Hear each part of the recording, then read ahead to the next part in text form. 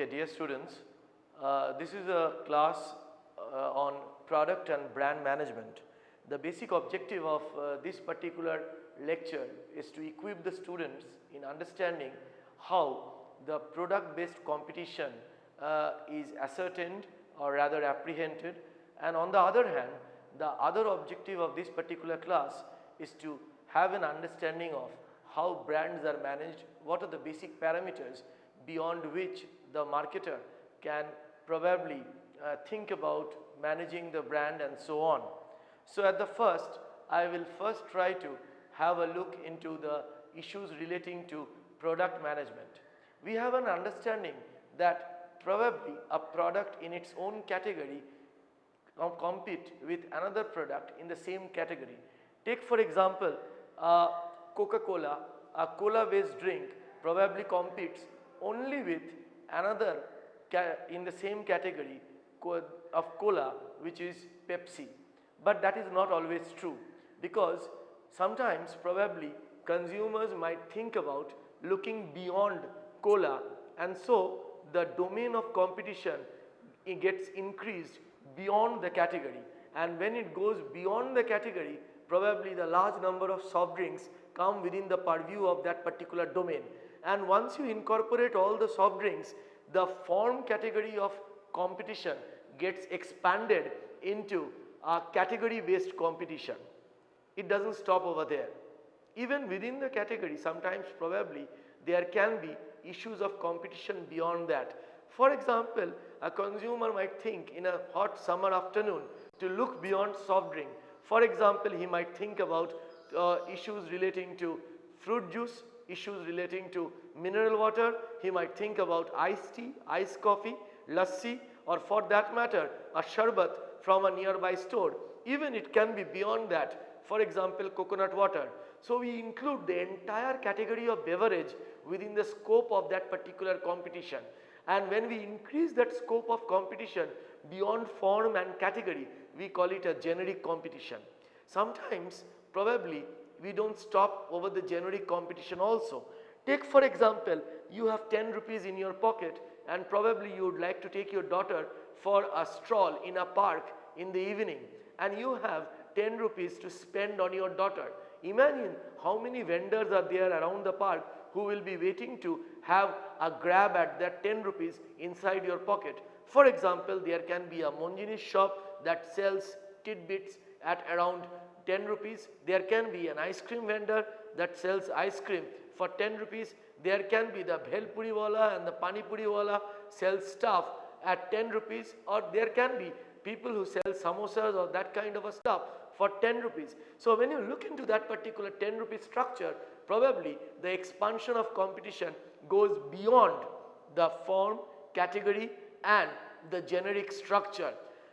The reason why we talk about this particular type of orientation is that there can be a scenario where a person walk into a jewelry showroom to buy a jewelry, but might walk out of that showroom buying a Rolex watch, or for that matter a luxury pen, or for that matter a luxury mobile phone like Vertu or Tag Heuer and so on. That is one of the main reasons why we find this kind of watches or this kind of mobile phones or this kind of luxury pen, fountain pen being sold alongside costly jewelry in shops like PC Chandro or BC Shen and so on and so forth. The other aspect of product management deals with issues of how do you manage the product portfolio. How do you manage a product portfolio? As we all know that product portfolio comprises of product line and product width and probably the depth of the product. Now when you look into this product line management, we must talk about issues like extending the product line vertically upwards or vertically downwards. We might think about line filling, and we also might think about pruning the line as and when it is necessary. When you think about vertically extending the line, probably it is because of the aspiration of the marketer to look for catering to the upwardly mobile clientele in the market. For example, you might be thinking about selling a particular type of product, say Nirma, and then probably you might think of going upward and selling a Nirma, Super Nirma, so on and so forth. you are selling Nirma to a lower category of consumers, and probably with Super Nirma you might try to attract the higher end of the market. Similarly, there can be issues where a particular brand which was already present in the high end of the market, for example Samsonite selling American Tourister in the low end of the market, Titan selling products at the high end of the market, launching Sonata for the same reason, catering to the low end of the market, Pantaloons talking about, or rather catering to the high end of the market, and then probably coming down and offering Big Bazaar in the low end of the market. Now these are examples of downward expansion of line, or rather the upward expansion of line, where you start at the lower level and continue to rise up. These are simply because of the aspirations of marketer to cater to different segments in the marketplace. There can be another way of looking at it. When you look into how the segments within the market expand and gaps get created in between. For example, the social classes in terms of demographic parameters earlier were confined to lower income group, middle income group and higher income group. But as time went on, probably these classification got extended, and today when you look into these income classification in the social class, it is much beyond these three categories. You may think about lower, you may think about lower middle, you may think about middle, you may think about upper middle, you may think about the upper class, and you may also think about the premium layer. Now when you look into these kind of parameters, probably the reason why I am saying this is that earlier Maruti was selling Maruti 800, Zen and Maruti Esteem in the three distinct categories. But probably as the classification got expanded and you have gaps getting created in between, Maruti had to pack those gaps with products in between. That is one of the reasons why you have such a large number of hatchback variants that Maruti has offered in the middle segment of the market. For example, you have Ritz, you have Swift Desire, you have Star, you have Estilo, a whole range of products in that particular middle range, which probably talks about the premium hatchback segment, talks about the normal entry level hatchback segment, talks about all those variants that probably the reason why these gaps got created. There is another very interesting issue about pruning the line. Why do you need to prune a line? You need to prune a line when a product in that particular line probably becomes bad, probably becomes an extra baggage on your shoulder, and you need to get rid of that particular baggage in order to ensure that your profitability is not getting or taking a beating.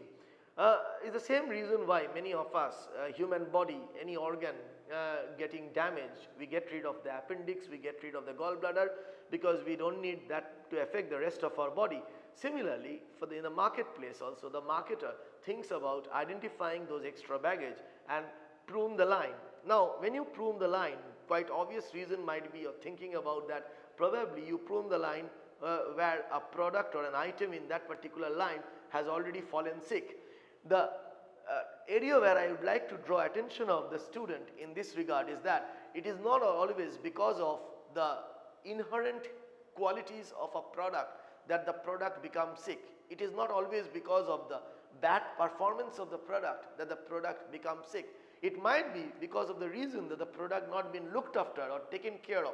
The product has been a very good product inherently, but probably it has not been well looked after and well taken care of, as a result of which probably the product has fallen sick. What I am trying to say is that what we often ignore is the role of organization structure in ensuring the better profitability and efficient management of a product, which many of the students ignore and probably do not look into or take care of. One reason why you prune the line is sacrosanct. That is that the product is bad, wrong product, bad performer, and so obviously as a marketer you need to get rid of it. But there can be another very pertinent reason why a product might become bad. The other reason why a product might become bad is simply that the marketer has not identified two different line of action. So probably a consumer good find not fitting into the normal line structure of the organization. Let's take an example. Let's take an example where you have a pharmaceutical company, and this pharmaceutical company suddenly introduces a toothpaste into the market. So obviously, where do you go to buy a toothpaste? You go to buy a toothpaste in a normal retail shop. You don't go to buy a toothpaste in a medicine shop, in a pharmaceutical shop. And this pharmaceutical industry make sure that it has medical representatives, and what is the basic objective of these medical representatives? They will be calling upon the doctors, they will be making a visit in the medicine shops, because that is where their bread and butter lies. That is what ensures them career development, that is what ensures them career growth, that is what ensures them promotion. So they will be running after the doctors, they will be running after the medicine shops, try to see that the orders are in place and probably the revenue gets generated.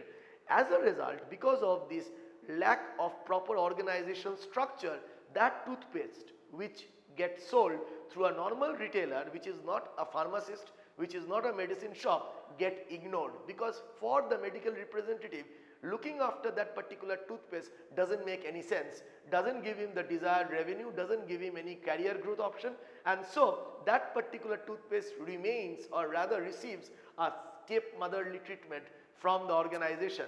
As a result, the retailer also show similar type of apathy towards pushing the product. On the contrary, the competing products prosper and grow. So as a result, this toothpaste, in spite of being a very good product and not being looked after, falls sick. In such a scenario, probably it is far more well beneficial if you can probably give this particular product to be taken care of by some other companies, which will be in a much better position to take care of this particular baby or this particular child. What I am trying to say is not that in the pharmaceutical industries you do not have examples. You do have many examples like Glaxo, you have examples like Johnson & Johnson's, who probably right on the top, they divide the organization structure into two. One that is a pharmaceutical division, the medicine division, and the other one that looks after the consumer product division. So once you divide the structure right on the top, you do not find any conflict between the two. You do not find any incompatibility of the products not to fit into one segment and the other not to fit into other segment. Both the segments are individually mutually exclusive, and so they are being looked after properly, and the products that flows down through that system are taken care of in a proper manner. The whole issue of product management, I leave it at this particular juncture. Let me now turn my attention towards the issues relating to brand management, brand image makeover, and such other issues. Now when we talk about brand management and brand image makeovers, let me talk about or start my discussion from the issue of brand extension. Let me start my discussion from issues like umbrella branding and family branding. Apparently it might look that family branding or umbrella branding is something that is very easy to look into or easy to decide, and probably a kind of a cakewalk. Apparently it's a cakewalk. Apparently it's a very easy task. How does a family start? Just like a human family that starts with the mother and the child follows. Here also in the world of marketing, what we see is that you create a brand, and probably by nurturing and grooming that brand, you make it a mega brand. And suddenly when that mega brand gets created, the marketer at some point of time develop that hidden aspiration to probably milk and cash the brand equity that the brand has generated. As a result, few products, future products in the pipeline, the marketer think about encashing the brand equity and probably introduce these brands or the children, future children out there in the marketplace, giving them the legacy of the mother, that is providing the newborn child with the name of the mother. It serves two purposes. One, the child automatically gets known or recognized by the name of the mother, so probably gets ready acceptability in the market.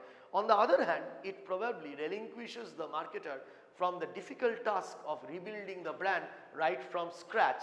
So as a result, when this particular kind of family branding or umbrella branding gets introduced into the marketplace, probably it's a kind of milking the brand equity of the mother. Apparently it looks easy, but the marketer needs to look into the fact, or rather take into আমাকে দিকে দেখানো নেই rolling হচ্ছে consideration of issues like, say, for example, the image of the mother and child. That is, what I am trying to say is that the marketer needs to look into the fact that the image of the child and the mother doesn't come into conflict with each other.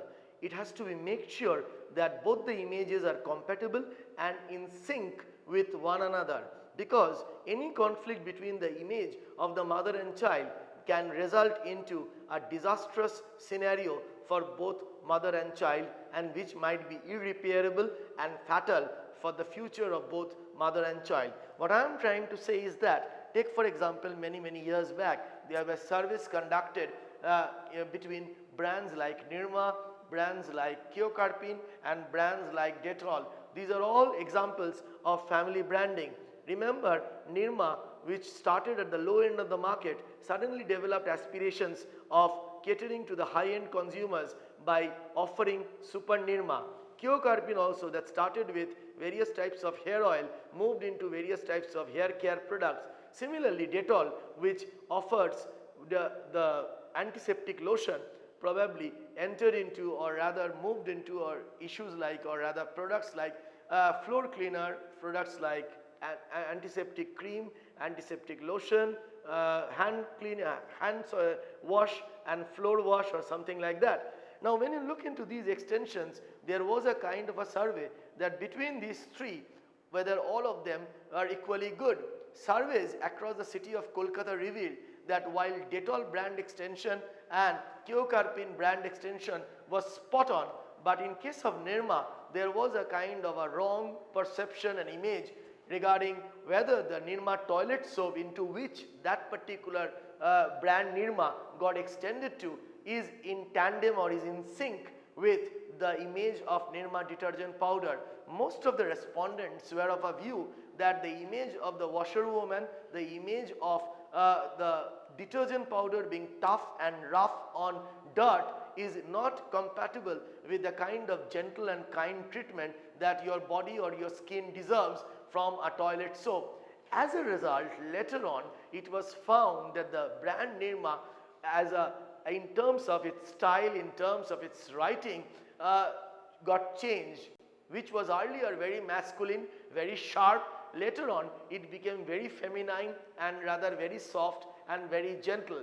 That is, when you write Nirma, the present Nirma writing is far more rounded and far more softer and far more feminine in nature. On the contrary, the earlier write-up of Nirma was very masculine. That was the same story when you found that Tatas in 20 years back, when the Indian economy opened up and they started introducing the small car in Indian market, they probably encountered the same kind of problem. The problem of whether the image of selling heavy vehicles will go down well with the Indian consumers once they introduce the small car, that is India's car, Indica, into the Indian market. That was the first time Tatas had to take a call on how to make a kind of a brand image makeover. I am now talking about how do you make this makeover. It is a long process, it's a very patient way of making those makeover. For example, since January 2011, Starbucks is going through the same issues globally, because since January 2011, Starbucks decided, a global chain decided not to sell coffee only, but also to sell tea under the same banner. As a result, they had to go through that image makeover process right from January 2011. Similarly, Tatas had to change their logo. The old Tata logo, which was very masculine, that reminded of a masculinity, probably is far more toned down, far more feminine and far more roundish in nature, the way you look into the Tata logo in today's Tata vehicles. Let me also talk about how do you manage these image conflicts from a different platform. Let me give you some more examples. Let me talk about how do you do it.